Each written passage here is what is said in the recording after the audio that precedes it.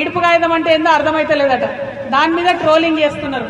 నేను ఒకటే మాట అడుగుతా ఉన్నా, ఇడుపు కాగితం అంటే అర్థమైతలేదని కొంతమంది ఏదైతే మాట్లాడుతున్నారో, పోయి సినిమా యాక్టర్ పవన్ కళ్యాణ్ ఉన్నాడు, ఆయన అడుగురి, అర్థమైందో చెప్తాడు.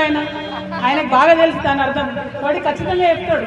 మా భాష మీద అవహేళన చేసినందుకే ఇలా రాష్ట్రం వచ్చింది. ఇంకొకసారి అటువంటి వెకిలి ప్రయత్నం చేయకండి. ఒకరి భాషను ఒకరం గౌరవించుకుందాం, ఒకరి సంస్కృతిని ఒకరు గౌరవించుకుందాం, అందరం కలిసి ఉందాం. కానీ ఇటువంటి ప్రయత్నాలు చేసి మళ్ళీ ఒకసారి తెలంగాణని అవమానపరుస్తాం, మా భాషని కించపరుస్తాం అంటే మాత్రం చూస్తూ ఊరుకునేది ఉండదు. ఇక్కడ జరుగుతున్నది ఏంటి, ఇవాళ తెలంగాణ భాషను కించపరిచినా కూడా కాంగ్రెస్ పార్టీ ఏం మాట్లాడదు. ఎందుకంటే రేవంత్ రెడ్డి గారికి తెలంగాణ ఉద్యమానికి ఏం సంబంధం లేదు. బీజేపీ పార్టీ ఏం మాట్లాడదు, ఎందుకంటే వాళ్ళకి దేశంలో ఉన్న ఇష్యూలు తప్ప తెలంగాణ గురించి పట్టులేదు. బీఆర్ఎస్ పార్టీ ఏం మాట్లాడదు. ఎందుకు మాట్లాడదు బీఆర్ఎస్ పార్టీ అంటే, అందులో ఒక గుంటనక్క ఉంటాడు. ఆయన పరిస్థితి ఏంటంటే మొత్తం ఆంధ్రోలతోని వ్యాపారాలు. ఇయాలటికి కూడా నేను ఛాలెంజ్ చేసి చెప్తున్నా, ఏదైతే మనం ఫీజులు తక్కువ వేస్తలేరని కార్పొరేట్ విద్యా సంస్థలు వచ్చి మనల్ని దోపిడీ చేస్తున్నాయని చెప్తున్నామో, ఆ నారాయణకు చైతన్యకు మొత్తం కూడా ఈ గుంటనక్కనే పాలు వస్తుంది. ఇయాలటికి కూడా కంప్లీట్గా పాల వ్యాపారం ఉన్నది. నేను ఇవాళ తెలంగాణ ముఖ్యమంత్రి గారిని డిమాండ్ చేస్తా ఉన్నా, ఈ కార్పొరేట్ విద్యా సంస్థలకు మీరు పర్మిషన్ ఇచ్చే ముందు ఒక రూల్ పెట్టండి. ఏంటిది, మీరు పాల్గొనేది ఉంటే విజయ డైరీ నుండి కొనండి, పాల్గొనేది ఉంటే కరీంనగర్ డైరీ నుండి కొనండి, ముల్కనూర్ డైరీ నుండి కొనండి, లేదా మదర్ డైరీ నుండి కొనండి. వీటి వల్ల మన పాల రైతులకు లాభం జరుగుతుంది. కానీ ప్రైవేట్ వ్యక్తుల దగ్గర కొనడంతో ప్రైవేట్ సంస్థలకు లాభం అయితే తప్పితే ఇంకోటి కాదు.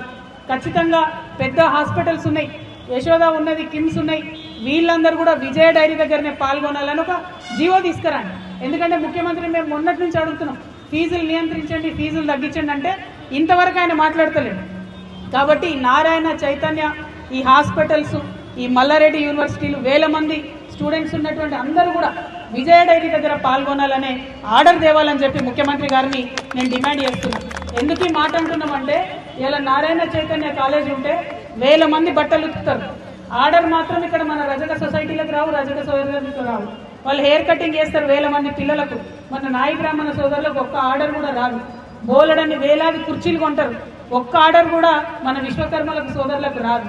అంటే ఇక్కడ పెడతారు విద్యా సంస్థలు, ఇక్కడ పైసలు సంపాదిస్తారు, మరి ఇక్కడ వాళ్ళకి మాత్రం లాభం లేదు. టీచర్లు కూడా ఇవాళ 80% బయట నుంచి తీసుకొస్తా ఉన్నారు, అది కుదరదు. కేరళ నుంచి, ఆంధ్ర నుంచి, అక్కడిక్కడ నుంచి తీసుకొచ్చి టీచర్ జాబ్లు ఇస్తున్నారు. ఇప్పుడు నార్త్ ఇండియా స్కూళ్ళు వచ్చినాయి, వాళ్ళు నార్త్ ఇండియా నుంచి బాత్రూమ్లు కడిగేటోళ్ళు కూడా తెచ్చుకుంటున్నారు. మరి ఇక లోకల్ వాడు ఏం చేయాలి చెప్పండి? ఖచ్చితంగా ఛత్తీస్గఢ్ నుంచి, బయట దేశాల నుంచి, బయట రాష్ట్రాల నుంచి తీసుకురావడం కాదు, లోకల్ ఎంప్లాయ్మెంట్ కావాలి. మన యొక్క లోకల్స్ యొక్క హక్కుల పరిరక్షణ కోసమే టీఆర్ఎస్ పార్టీ పనిచేస్తుంది. కాబట్టి మేము గల్లా ఎగిరేసి చెప్తున్నాం, ఈ అనకొండలు ఏవైతే ఉన్నాయో, ఏ అనకొండలైతే మన తెలంగాణ ఉద్యమాన్ని అడ్డుకున్నాయో, ఏ కార్పొరేట్ శక్తులైతే ఉన్నాయో వాటికి పాలు పోషిస్తున్నదే మన గుంటనక్క. అందుకే బీఆర్ఎస్ పార్టీ వాళ్ళు ఏం మాట్లాడరు దీని మీద.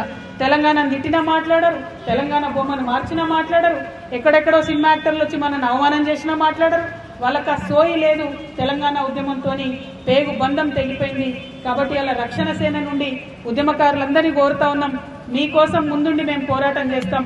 ఆనాడే చెప్పిన నేను, ఉద్యమకారుల మీద ఒక లాఠీ పడాలంటే నన్ను దాటుకొని రావాలి, ఉద్యమకారులకు ఒక రబ్బర్ తూటా తగలాలంటే అది నన్ను దాటుకొని రావాలి తప్పితే నీ దగ్గరికి రాదు.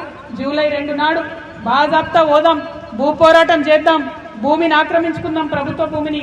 అది మీరు కష్టపడి కొట్లాడితేనే వచ్చినటువంటి భూమి ఆక్రమించుకొని ఉద్యమకారులకు పంచుకుందాం. అందరూ కూడా జూలై 2 నాడు జరిగేటటువంటి భూ పోరాటానికి తెలంగాణ వ్యాప్తంగా ఉన్న ఉద్యమకారులందరూ కూడా తరలి రావాలని కోరుతూ, మరి ఉప్పలంటేనే ఉద్యమకారుల అడ్డా, ఇటువంటి అడ్డాలో జెండాలు బాతిండ్రు. ఇవాళ జెండా ఎగిరేసినాం, రేపటి నాడు ఎమ్మెల్యే కూడా ఖచ్చితంగా గెలుస్తాం. జిహెచ్ఎంసీ ఎన్నికలలో అన్ని డివిజన్లలో పోటీ చేస్తాం. అద్భుతంగా తెలంగాణ ప్రజలకు సేవ అంటే ఎట్లుంటుందో, రాజకీయ పార్టీ అంటే పని ఎట్లా చేస్తుందో తప్పకుండా చూపిస్తామని చెప్పి ఈ సందర్భంగా తెలియజేస్తూ, మరి అనేక మంది అనేక మాటలు ఇచ్చినటువంటి ఈ ప్రభుత్వాన్ని ఎండగడతాం, ప్రతి విషయంలో ఎండగడతాం. పెన్షన్ పెంచుతామన్నారు, పెంచలేదు. ఆటోలకు పైసలు ఇస్తామన్నారు, ఇయ్యలేదు. 2 లక్షల ఉద్యోగాలు ఇస్తామన్నారు, ఇయ్యలేరు. తులం బంగారం ఇస్తామన్నారు, ఇయ్యలేదు. మరి ఇవన్నిటిని కూడా మాట్లాడతాం. మా అక్క చెప్తుంది పింఛన్ వస్తలేదని, పింఛన్ గురించి కూడా ఖచ్చితంగా మాట్లాడతామా. Thank you. జై తెలంగాణ, జై తెలంగాణ, జై TRS, TRS party, TRS party, జై తెలంగాణ, జై తెలంగాణ.